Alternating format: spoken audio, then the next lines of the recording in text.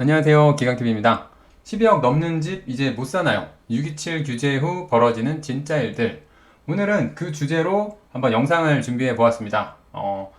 627 규제가 발표되고 복잡한 내용이기도 하고 또 굉장히 기습적으로 발표가 돼서 아직도 시장에 많은 혼란이 빚어지고 있고 시청해 주시는 시청자분들께서도 굉장히 지금 이게 어떻게 되는 거지? 많은 고민이 되실 거예요. 딱 3분만 집중을 해주시면은 기강TV가 이 부분에 대해서 아주 분명하게 좀 정리를 해드리도록 하겠습니다. 그럼 시작합니다. 이미 아시겠지만 627 부동산 대책으로 인해서 시행일인 6월 28일부터 주택담보대출은 최대 6억까지밖에 나오지 않고 있습니다. 이 소식은 이미 알고 계실 거예요. 그런데 현재 규제 지역에서 무주택자에게 적용 중인 LTV 한도는 50%입니다. 따라서 주담대 한도 6억을 기준으로 역산을 해보면 규제 지역의 경우 주택가격이 12억을 넘기면 그 이상부터는 더 이상 대출이 나오지 않는다는 겁니다. 결국 정부가 근본대책을 통해 전달하고 싶은 메시지는 12억 넘는 집은 사지 마라. 바로 이 얘기라고도 볼 수 있는 건데요. 문제는 국토교통부가 실거래가 시스템을 통해서 공개한 내용에 따르면 지난 2월 서울 아파트 평균 매매 가격이 13억 원을 돌파했다는 겁니다.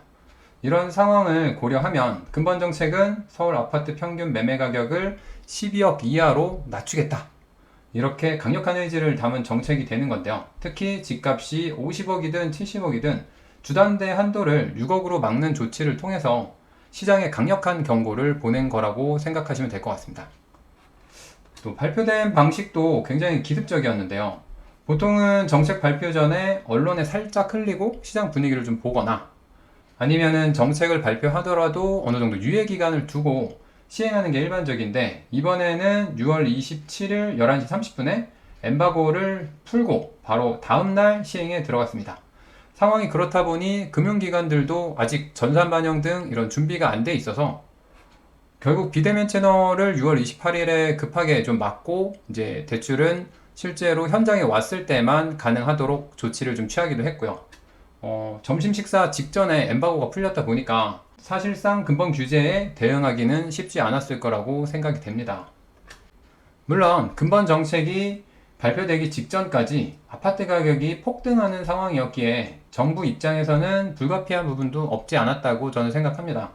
수도권, 특히 서울 핵심지의 경우 한국부동산원에서 발표한 자료에 따르면 6년 10개월 만에 가장 큰 오름폭을 보였고 특히 부동산 시장의 대표적인 선행 지표로 많이 판단을 하는 거래량이 굉장히 폭발적으로 증가하는 모습을 보이기 시작했기 때문에 근본 정부 입장에서는 더욱 불가피했다. 그렇게 생각이 됩니다.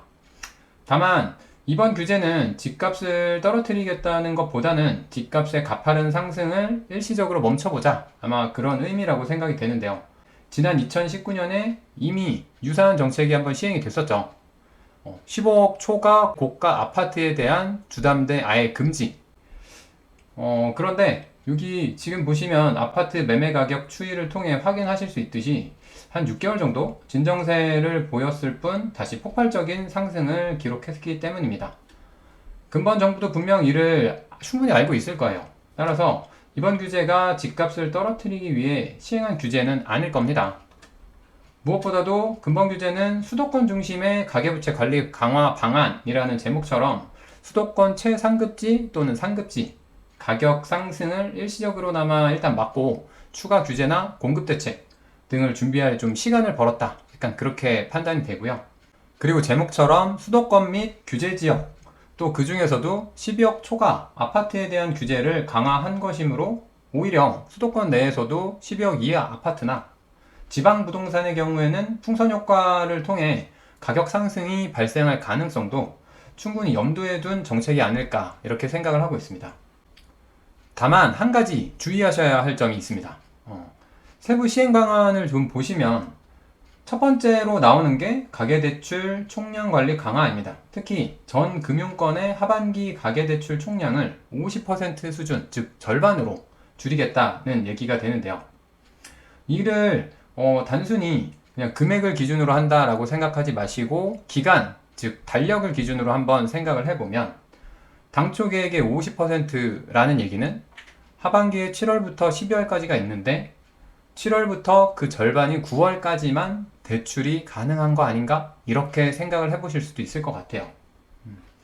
쉽게 말해서 6억 한도가 문제가 아니라 빠르면 9월부터 가계대출 한도가 찬 은행은 6억 이하라고 하더라도 대출을 해주고 싶어도 총량규제 때문에 아예 해줄 수가 없어지는 겁니다. 따라서 혹시 주담대 6억 한도를 활용해서라도 지금이라도 꼭 집을 사셔야겠다 이렇게 생각하시는 분이 계시다면 가계대출 한도가 전부 소진되기 전, 즉 적어도 9월 전에는 은행에 좀 방문을 하시는 것을 좀 추천드리는 바입니다. 오늘 준비한 내용은 여기까지고요. 내용이 도움이 되셨다면 구독과 좋아요 부탁드리고 언제나 여러분의 빠른 강남 입성을 기원하겠습니다. 감사합니다.